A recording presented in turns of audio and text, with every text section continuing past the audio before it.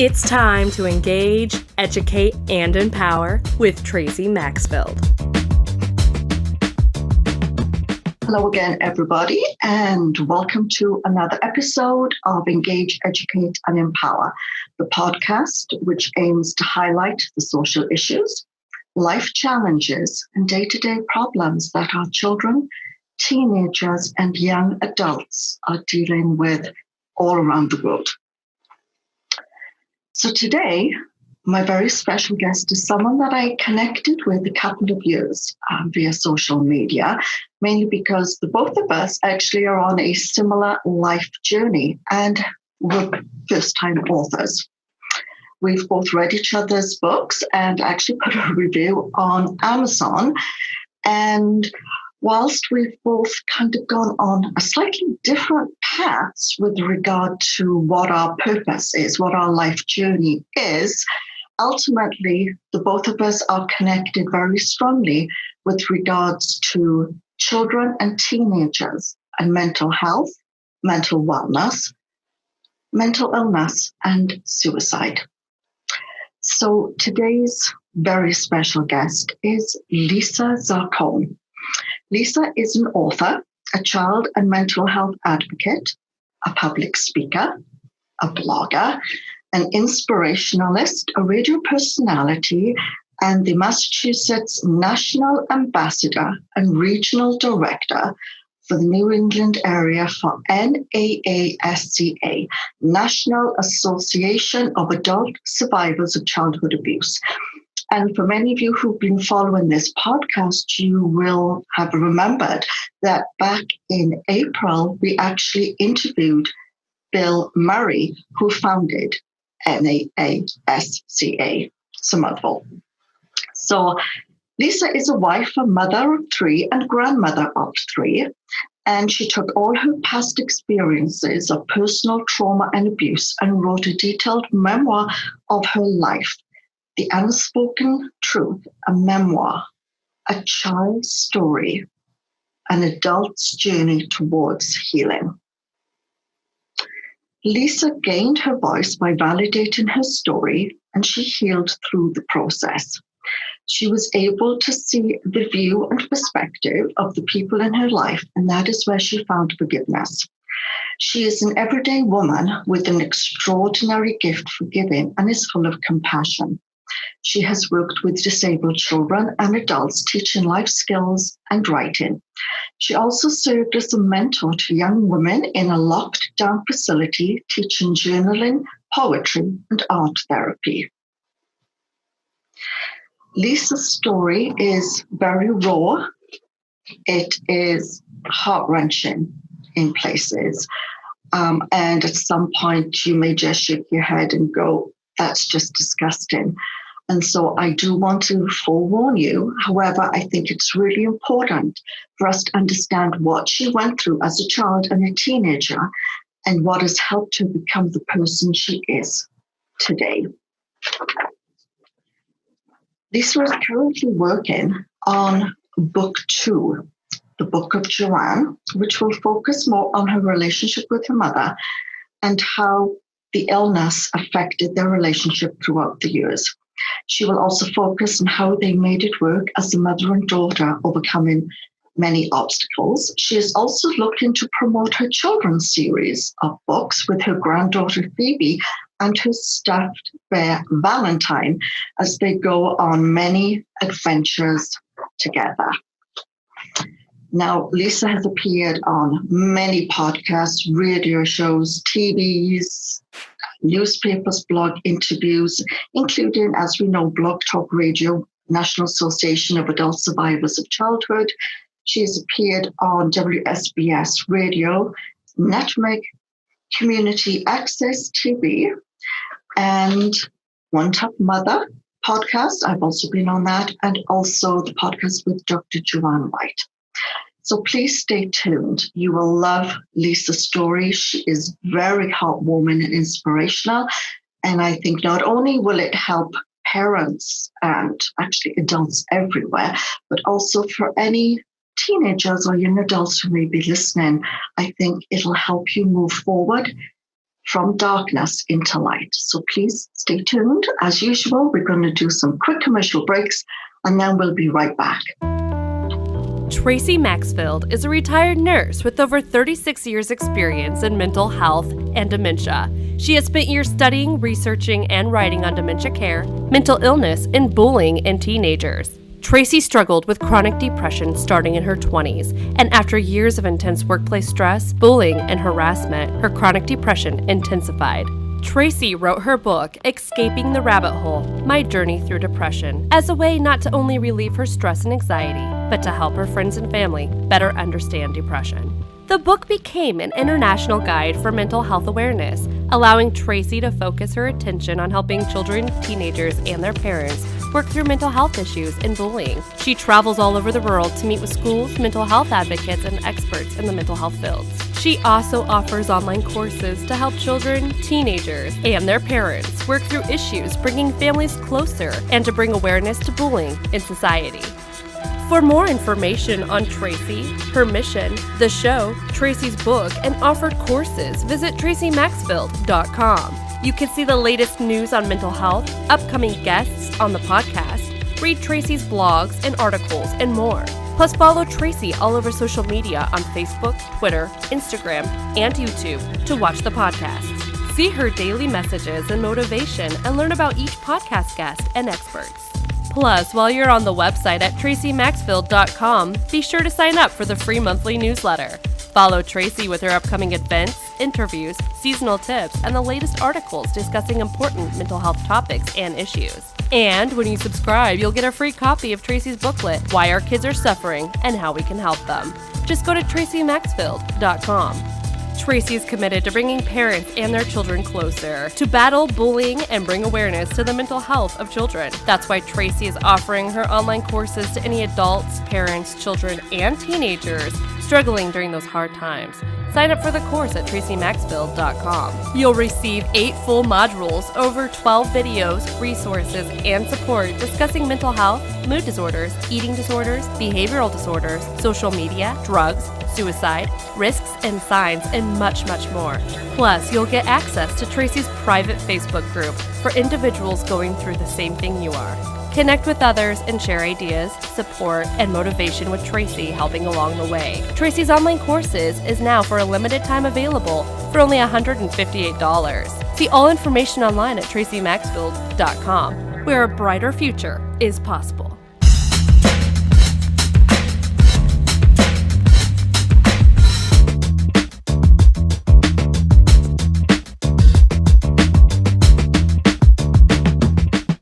And welcome back, everyone. And as promised, I'd like to introduce you to a social media friend that we're now actually getting to see each other face to face instead of, just via posts and texting.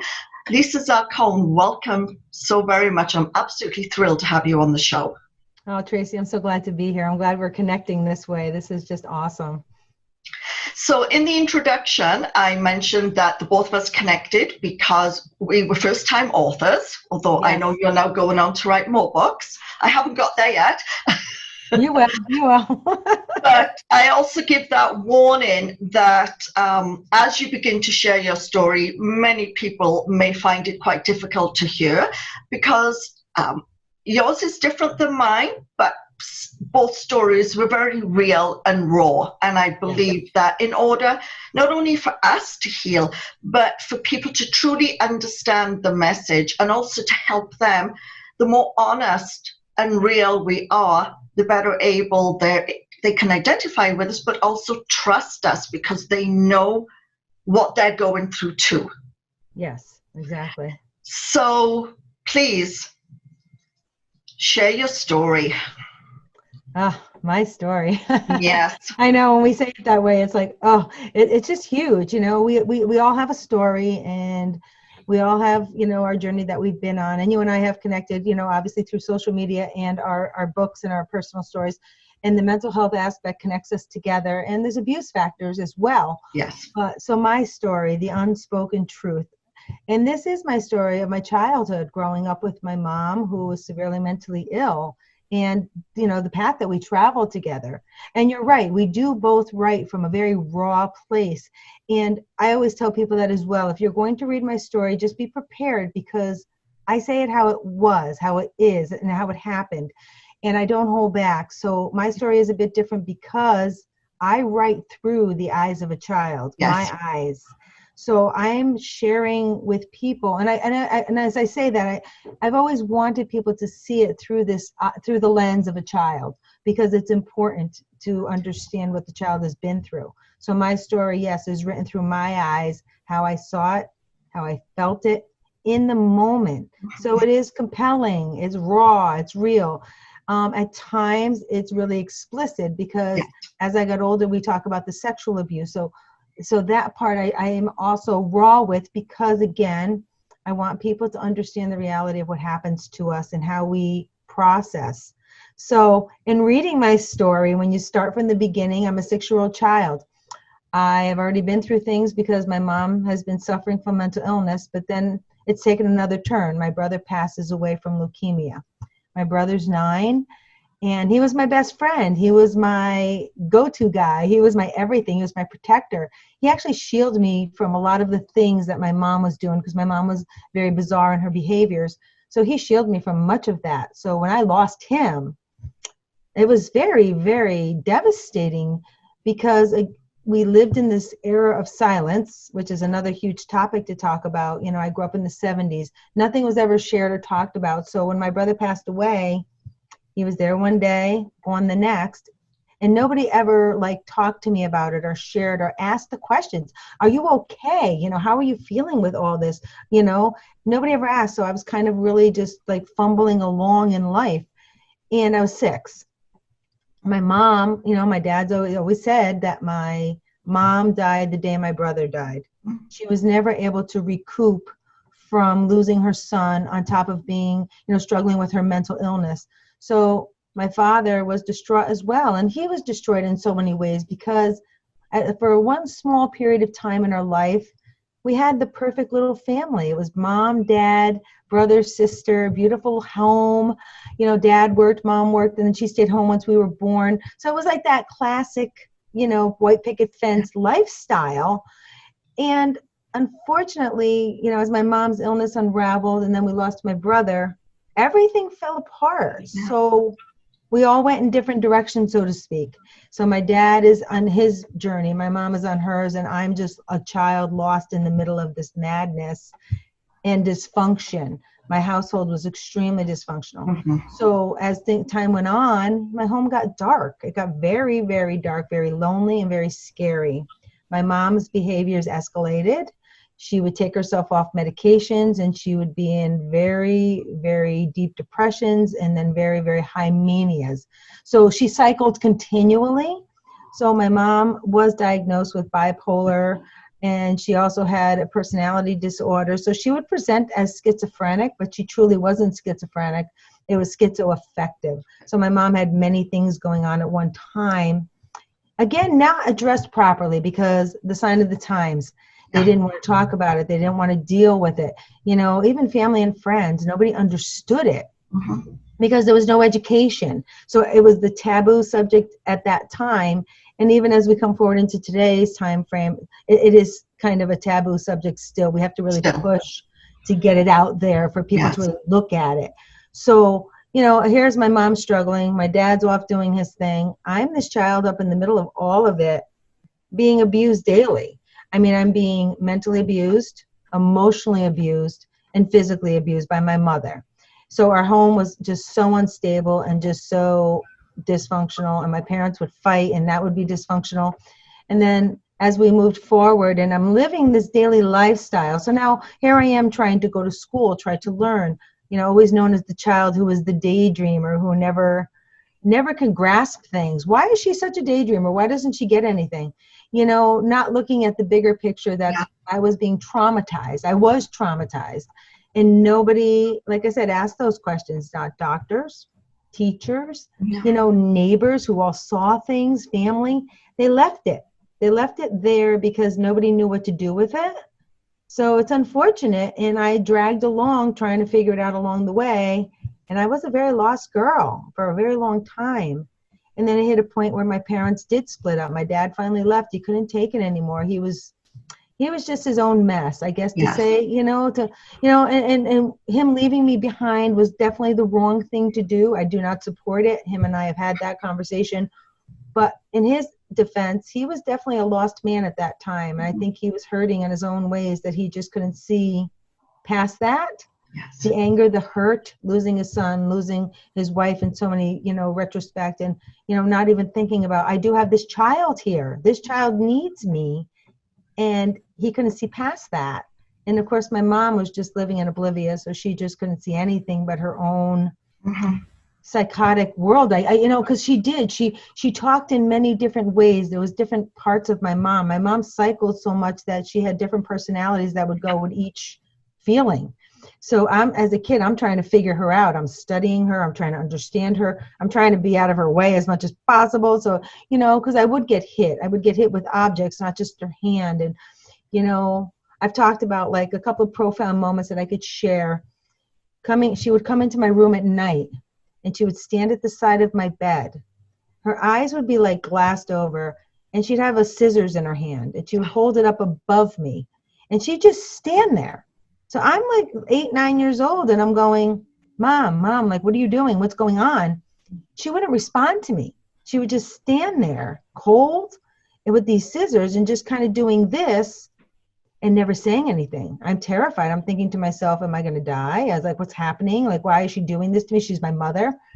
And then just like that, she'd turn around and walk out.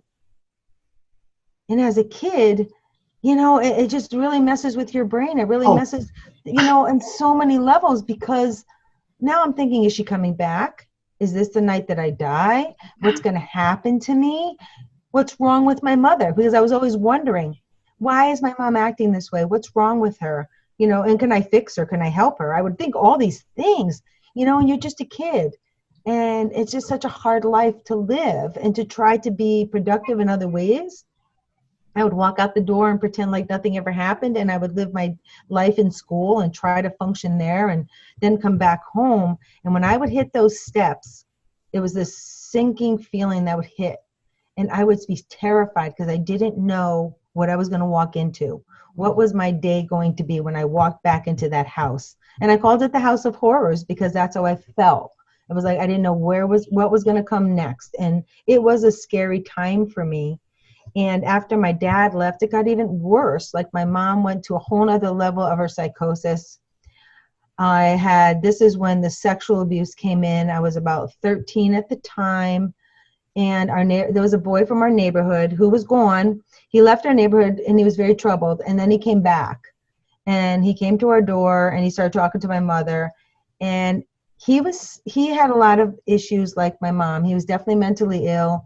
He was abused. I know that. He had all these things. So he connected right away with my mom and the scenario that's happening in our household. And he walked in and he eyed the scene. And he decided he wanted me. He was claiming me as his prize, as I was to be his girlfriend. And I'm like, no. I mean, I was very adamant at that time. I mean, I was like, no, that's not happening. So my mom's encouraging it. She wants me to have a boyfriend. I'm like, I'm 13. I don't want a boyfriend. I'm already damaged on so many levels. The last thing I need, I was very immature in some respects because of the abuse. So I was nowhere near ready for any of that in a normal circumstance, never mind in this dysfunctional environment.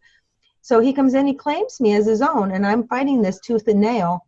But every day he was there beating me down physically. He was beating me down emotionally, mentally. He was, the grooming process as they talk about it. Yeah. It is the real deal, people.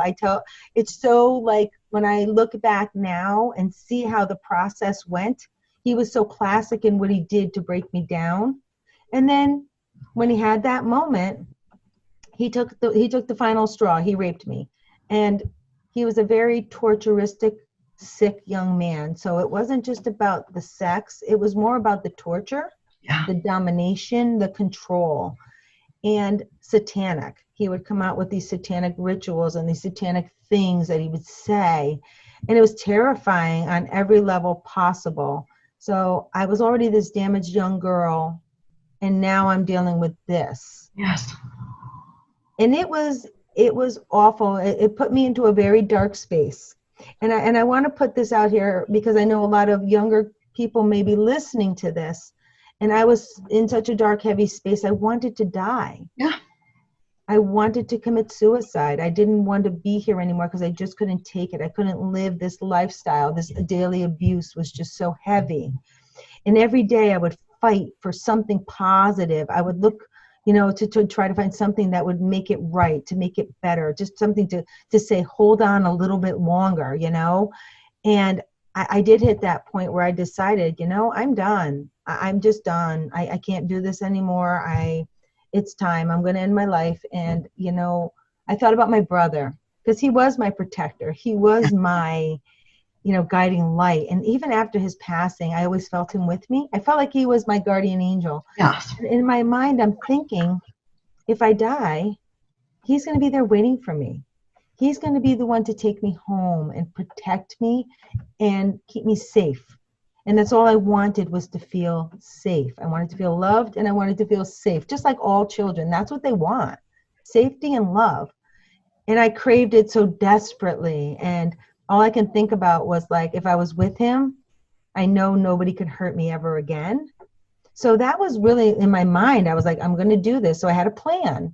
And I decided that, I woke up one day and I said, today's the day. And my plan was to go up to the waterfall that was near my home, and there was rocks down below. And I said, I'm going to climb the waterfall, and I am going to jump, and I'm going to end it all. I'm 13 and a half years old. How devastating is that, to think about a child so young just wants to die, feeling there's no way out, there's no one they could reach out to. And that was how I felt. I felt just so alone in what my abuse and what was happening. I knew people around me were seeing things and nobody stepped in.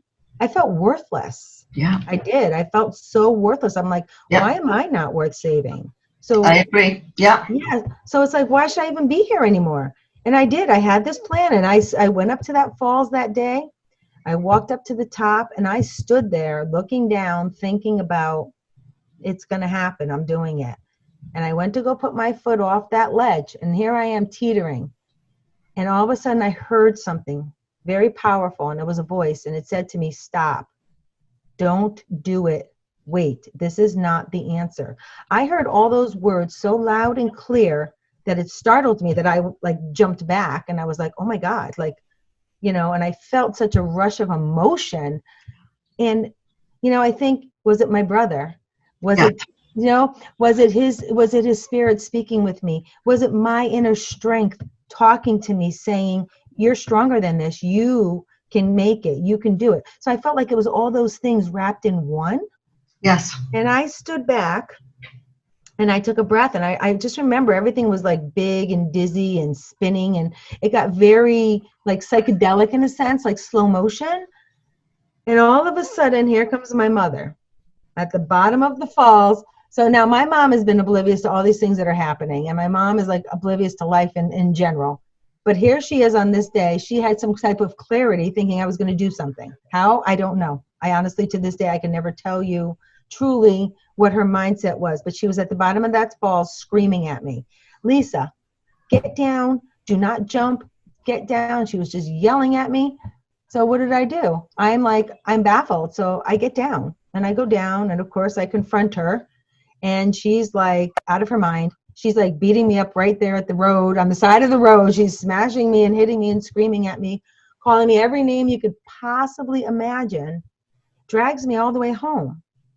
So now we get to the house, and those classic stairs that I talk about, because to this day, those stairs, when I think about them, I could visualize myself standing there, not wanting to go in that house. And when we hit the stairs that day, my mom went from raving lunatic to a mechanical robot. She stopped talking.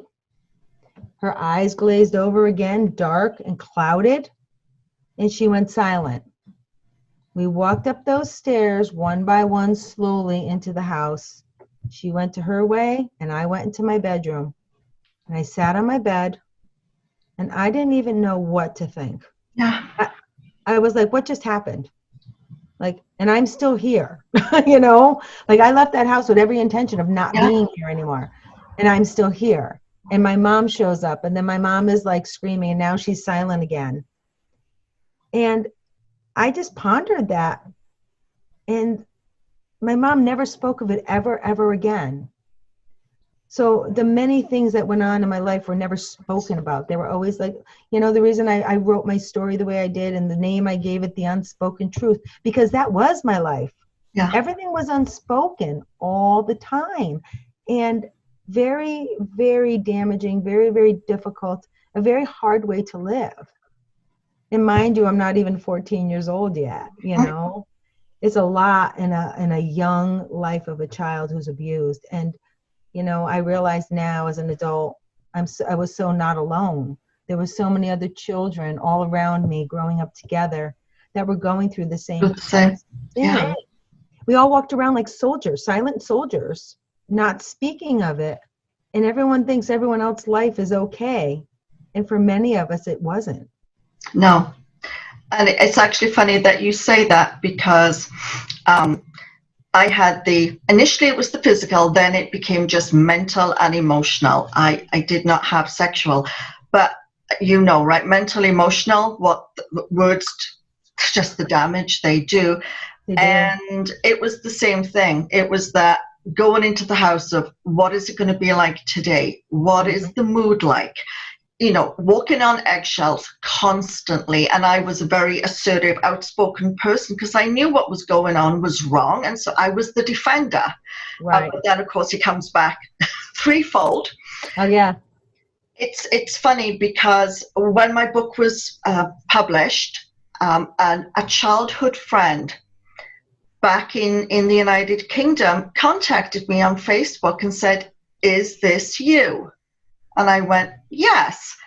And he said, "I knew it," because I only touch a little bit about my abuse in the book. It's more about the depression that I experienced a few years ago. And he said to me, "I knew it. We all knew it." And he was actually apologizing. So we had been friends from 2 years of age.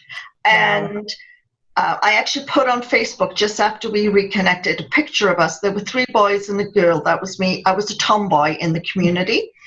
And we're sitting on a fence with our little Wellington boots and our little tricycles and our little coats.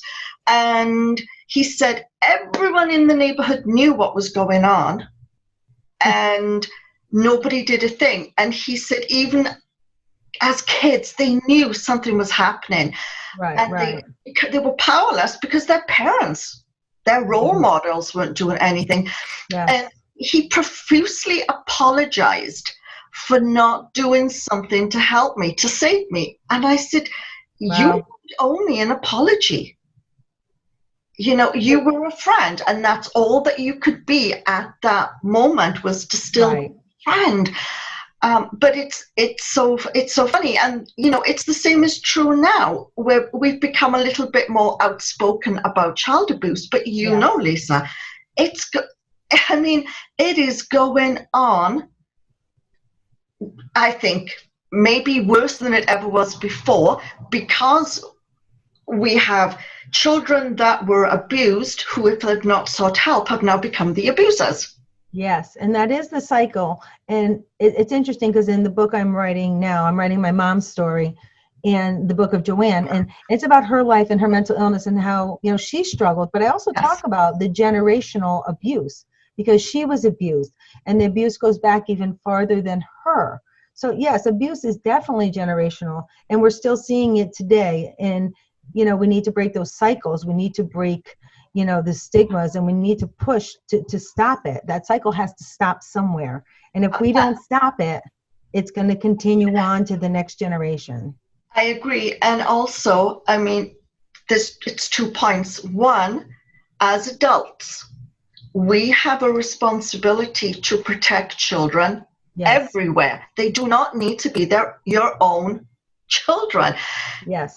You should be protecting children everywhere. And we need to be more outspoken and more vigilant about it because, I mean, right now, we're all in the midst of a crisis with this pandemic. We are. And with people going into mandatory quarantine, then in many states in the USA, there's lockdown. Here in Canada, we're on voluntary self-isolation and then social isolation. If, when you go out, it's that 6-foot perimeter. Right, we have that, But yes. what's heartbreaking is, while so many are complaining, oh, I'm stuck inside and I'm so bored. And it's like you're forgetting that we have domestic abuse survivors who are now still living with their abuser and cannot escape that. But child abuse has escalated dramatically. It has. I've been watching the numbers and the stories. And I'm always pushing for that as well, because it's true. Because the more these children are not in school, so school is like their safe haven. Exactly. They're fed, they're cared for, they're in a safe environment, and then they go home to unstable environments, and now they're stuck home. You're right. There's no way out. So the domestic abuse has risen, child abuse has risen. I've heard of children that have been, deaths because of a parent or a guardian, and this is all in the last month. Exactly. Skyrocketed. And that comes back to, like you said, the silence, when people don't speak up. So back when I was a kid growing up and into my teenage years, nobody said anything. They saw, families saw, we all saw, everyone saw, but no one spoke. So I've asked the questions as an adult. I've asked people, why didn't you step in? Why didn't you save me or help me? And family members, and even people that were friends in our family, said it's protocol. Yeah. The protocol that my dad should have stepped up and taken me out, and that was his job to do it. And I said, okay, I get old school protocol, but what's the protocol when the person who you're expecting to step in doesn't? Who saves the child? Who helps the child? Because there has to be a game plan. There has to be a plan B. Because if plan A is not working and that child's still being abused, somebody needs to be strong enough and bold enough to say, stop it. And that's where we're at now, too, in this stage of the game. We need to get more people to step up and say, no, this needs to stop. So when I advocate, I'm always saying, see something, say something. Child abuse is never acceptable. It does not matter what the situation is. So like with my mom being sick, my mom had mental illness. Nobody wanted to take me away because they didn't want to make it further, worse for her or more traumatic for her. Okay, I get it to a sense, but when you look at an innocent child. What about you? What about the child? So we damage the child more so we don't upset the caregiver. That's not the right answer. I get the vibe of what that could mean for people, but the right answer is save the child. The child is innocent. The child does not deserve to live in that type of a lifestyle or be abused ever. So I'm really definitely strong in that feeling of that, regardless of the protocol, the child should come first. Well, and I mean, more and more research is coming out now about ACEs, adverse childhood experiences. Yes. Now, my ACE score was 5. I imagine yours has to be 5 or 6, just from, the areas that you have to tick. And we know that the more ACEs a child has, the more increased the likelihood of them developing not only chronic health conditions, but mental illness and substance abuse. Mm-hmm. And this is proven. This is research. And that's why, I'm doing the work I do as well, is we need to deal with the problems upstream, not wait for them to be catastrophic downstream. Right. But to adults who are sitting listening to this or watching the video and are saying, well, it's not really my business, or I don't want to get involved. And it's like, this is a child. This is a teenager. Their brains are not fully developed. Exactly. Every single thing that you are standing by and seeing them being subjected to and enduring is shaping their brain to be the adult person. And right now, if they don't get any help, they are not going to do well at all. I mean, you went down a slippery slope as you became a young adult, and then your life turned around. And so more so now with this pandemic. Okay, so yes, we're all behind closed doors, but if you see something, if you hear something, if you notice unusual activity, if you've always seen the kids outside in the garden and now all of a sudden they've disappeared and you don't know where they are, you have a responsibility. Either connect with that family, pop over there, knock on the door, just say, hey, just checking in, how you doing, going to the grocery store. You can fabricate something. Exactly. And just get a sense. If you really are like, I'm not going there, then there are 1-800 child abuse hotlines.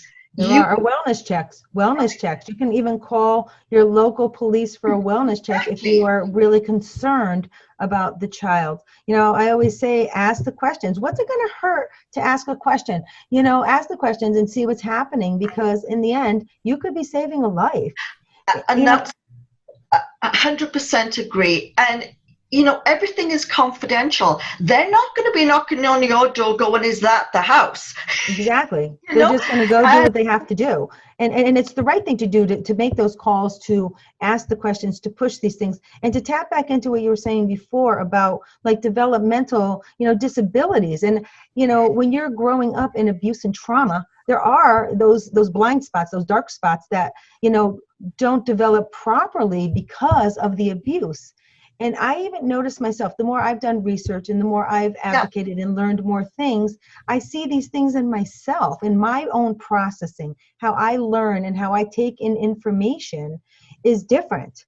It's different. And I know why it's different. Yes, and it's all because of the way I had to learn. It was all because of the trauma that I had to go through and try to learn at the same time.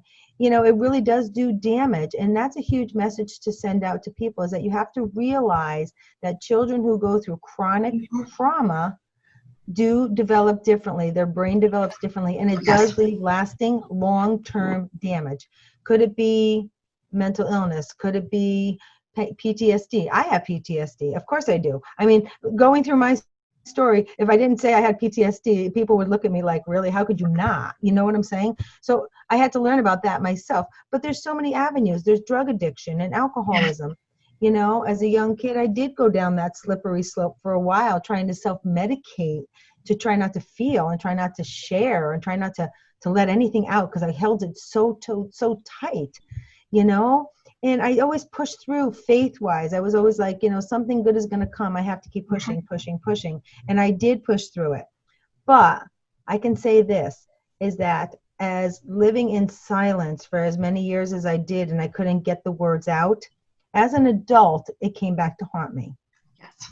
The damage, because that damage festers and festers, and your body hits a point, your brain hits a point where it has to come out.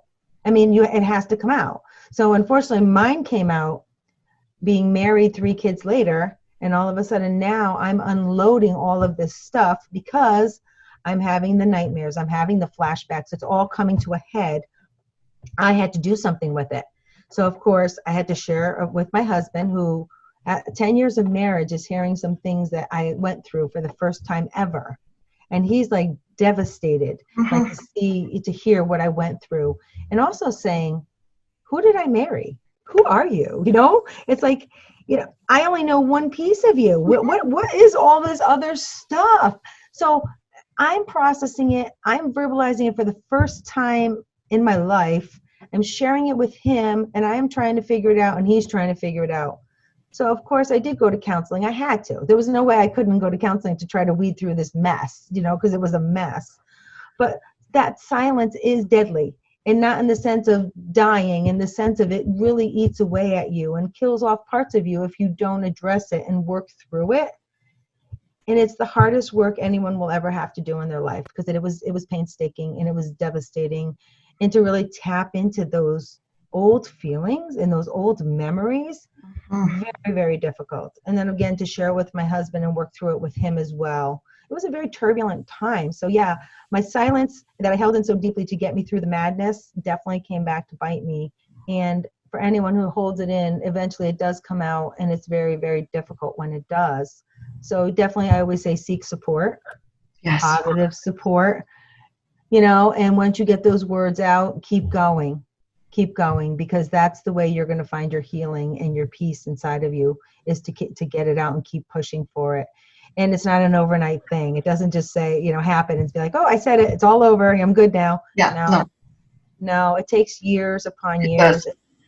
You're always left with certain things that just don't go away. And those are the things you have to embrace as part of who you are, and say, it's okay. I'm a good person. I'm doing the best that I can. These are my quirks, but I'm okay with that. I understand why it is Yes. the way it is.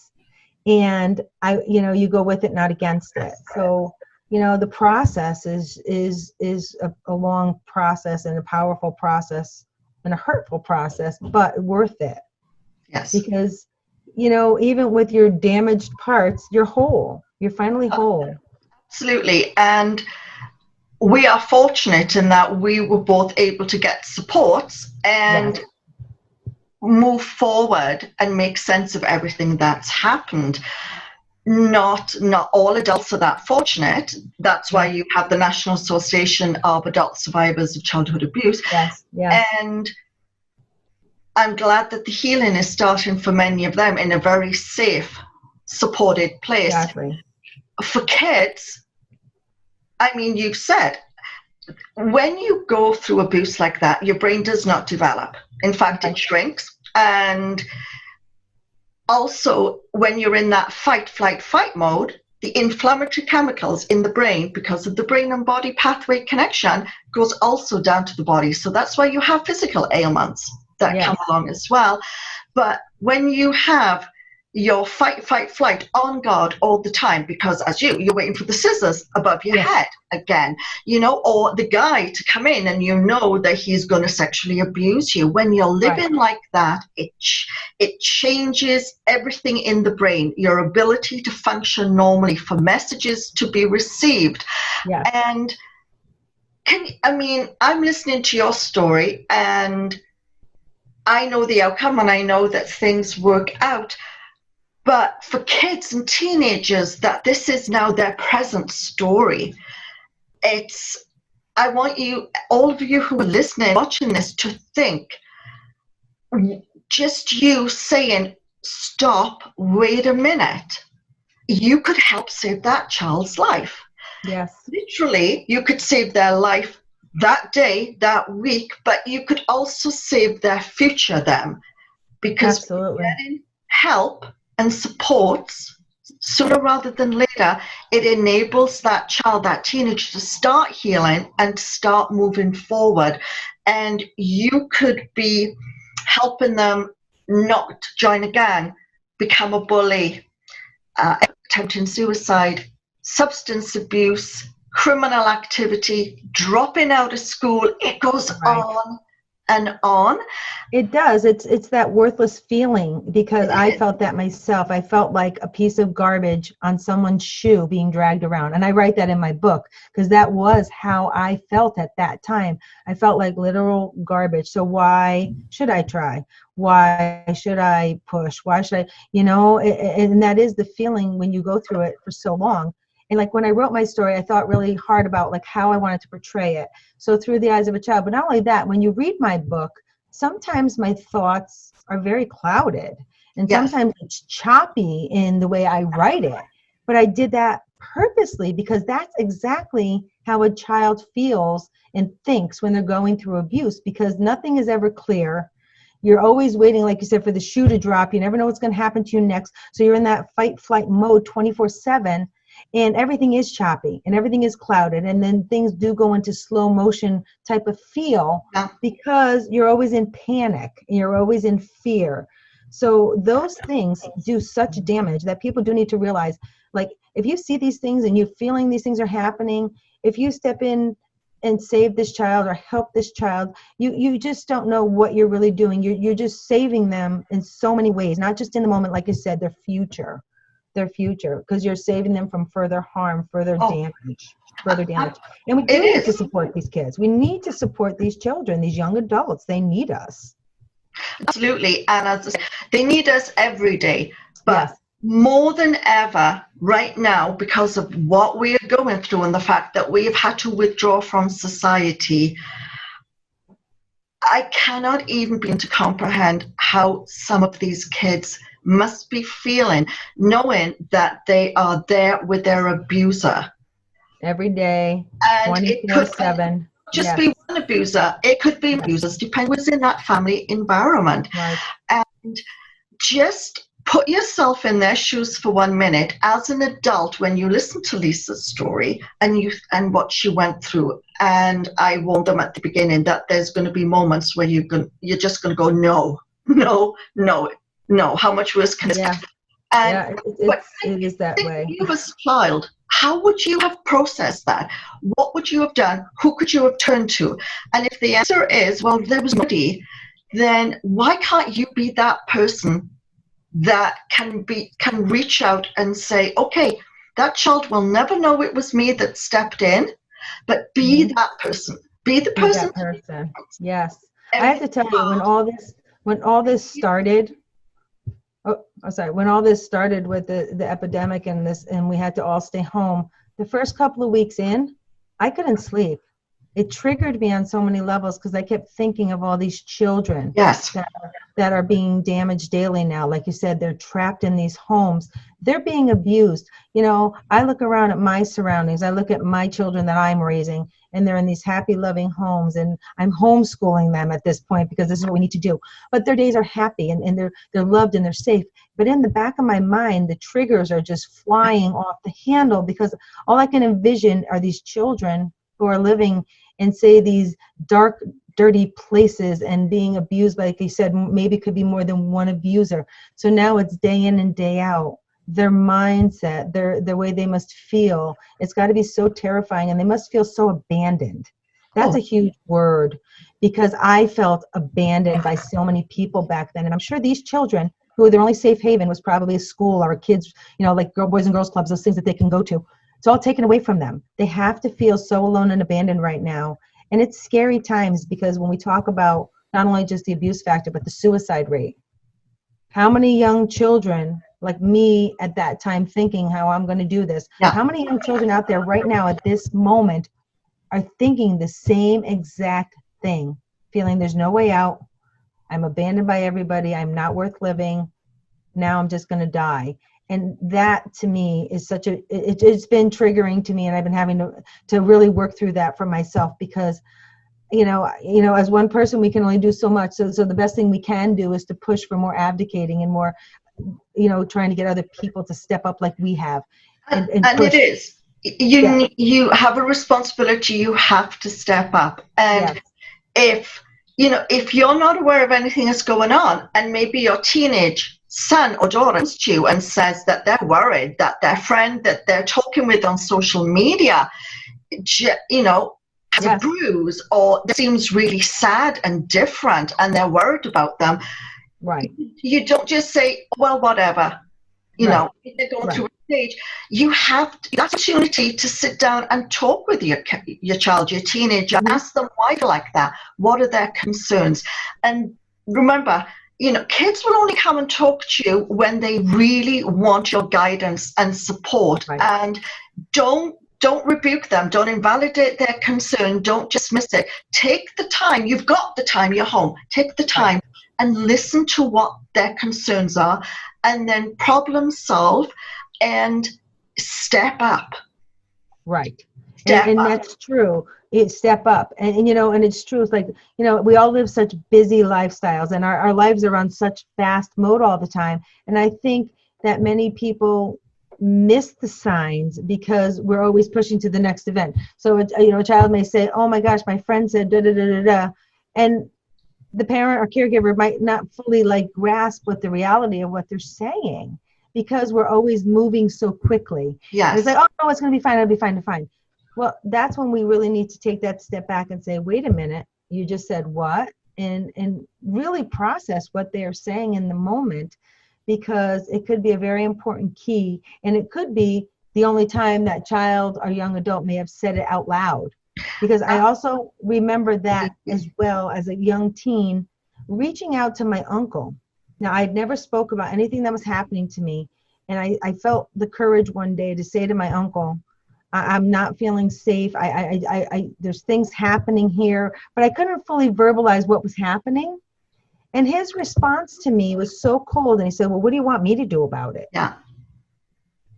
And when he did that to me, it shut me down completely. Like after that episode, after that moment, I did not speak of anything. So there was that one little glimpse of opportunity that if he had said to me, well, really, tell me what's happening. What can I do to help?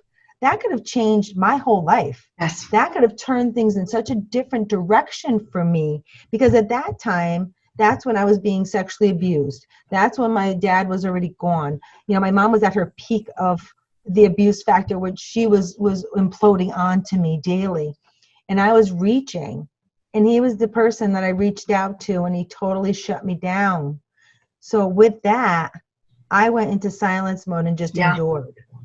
So with children and young adults, there's only that little window of opportunity. Absolutely.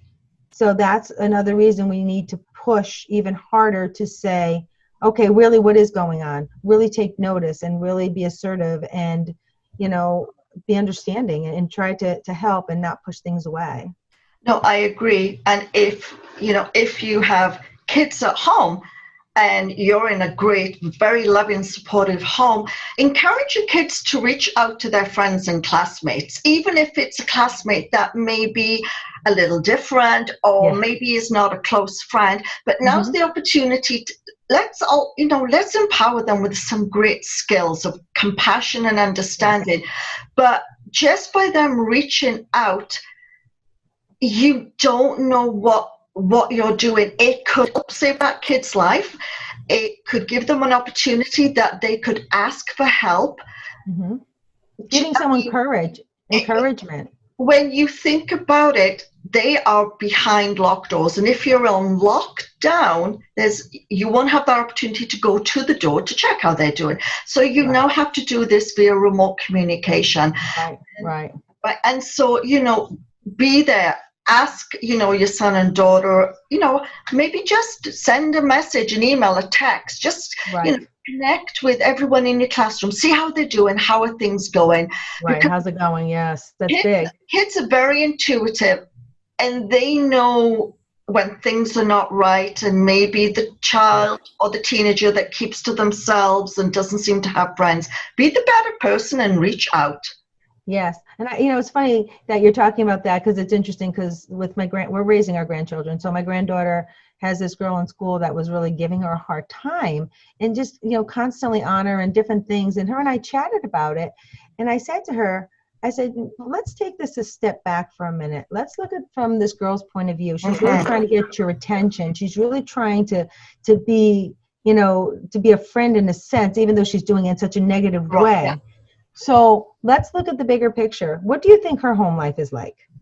She's looking at your home life, because like some of the things, like she would like say to her, oh, you live the perfect life, you've got all this, those types of things. So of course, when a young girl, she's going to, or a young man, if that was the case, they'd be like, well, why are they saying these things to me? Or like, not, those cues that they haven't learned yet, 12 years old, 11, 12 years old. And I said, she might have some things going on in her home life that are not really good. And she's probably seeing you, in a sense, as a role model, or somebody she wishes that she could be, and she needed support. So maybe by being friends with you might help her in some way. Absolutely.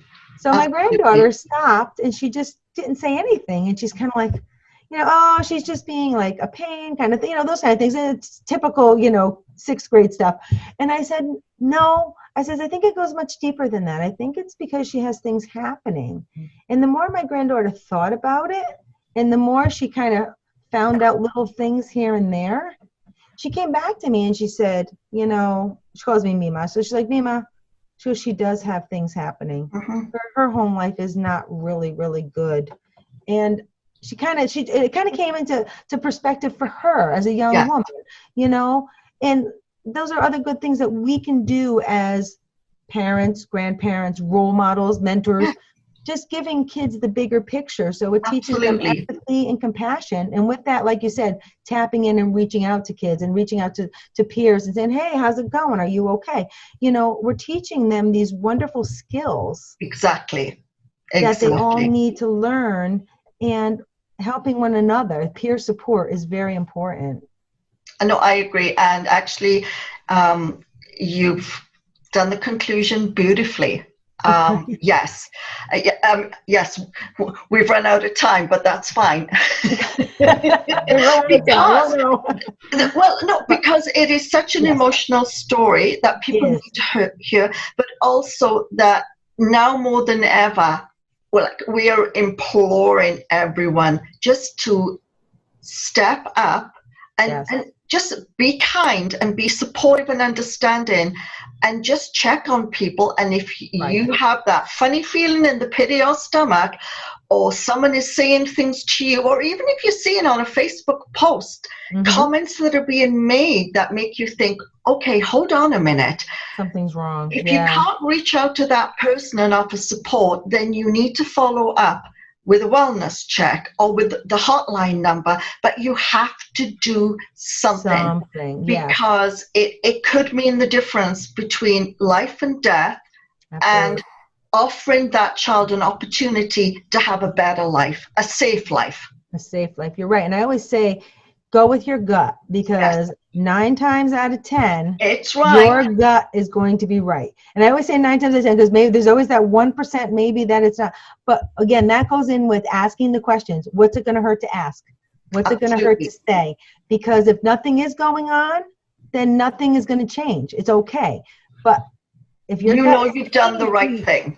Right. And your gut's saying to you something's not right, and you push for it, and then things come to play and you see that it's the reality, you're helping that child in need. And that's, again, it should be about the child and helping in a more understanding, less judgment. We're a very judgmental world, you know, and we need more understanding, more compassion.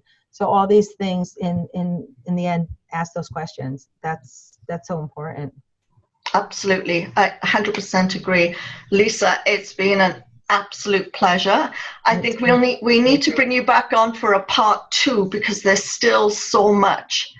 Yes, I'd love to do a part 2. There's so much to talk about. I mean, you know my story. It's very long and deep, and there's many things. But yeah, I'd love to come back and chat with you again, because this is so important, and I'm so grateful to be with you tonight. Thank you so much. It's been an absolute pleasure, and thank you. Thank you for everything that you do. It's been awesome. Thank you. You as well. Thank you. So we're going to take a very quick commercial break. We'll give you Lisa's biography, all the social media links, information about NAASCA, National Association of Adult Survivors of Childhood Abuse, NASCAR, which is the car racing, and we'll be right back. Stay tuned. Lisa Zarcone is an author, a child and mental health advocate, a public speaker, a blogger, and a radio personality. She's a wife, a mother of 3, and a grandmother of 3. Lisa gained her voice by validating her story, and she healed through the process. She was able to see the view and perspective of the people in her life, and that is where she found forgiveness. She also serves as a mentor to young women in a lockdown facility teaching journaling, poetry, and art therapy. Her book, The Unspoken Truth, a memoir, a child's story as adults journey towards healing, talks about childhood abuse through her own eyes. She's currently the Massachusetts National Ambassador for the National Association of Adult Survivors of Child Abuse and is spreading awareness for child safety and mental health issues. Find her memoir on Amazon and on Barnes & Noble, or check it out on her website at lisazarcone.net. You can also find her on social media on her Twitter handle at LZarcone11, on Facebook at facebook.com/LisaZarcone11, and on Instagram at Lisa Unspoken Truth.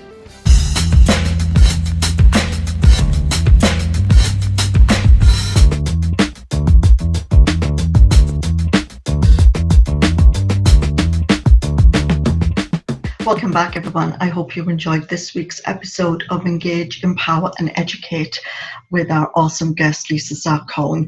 Please do check out her social media links and the NASCAR website. There's some awesome information there about child abuse, adult abuse, domestic violence, lots of great resources. And also, if you have time and you'd love to read a book, I do encourage you to check out her book. I've read it. It is very raw. It is very real.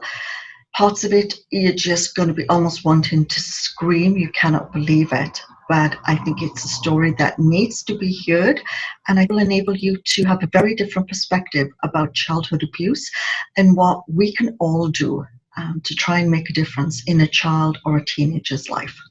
So I wish you all a safe, happy, and happy week, and please stay safe, stay well during this pandemic, and I'll see you again same time, same place next Thursday on Engage, Educate, and Empower. Bye-bye.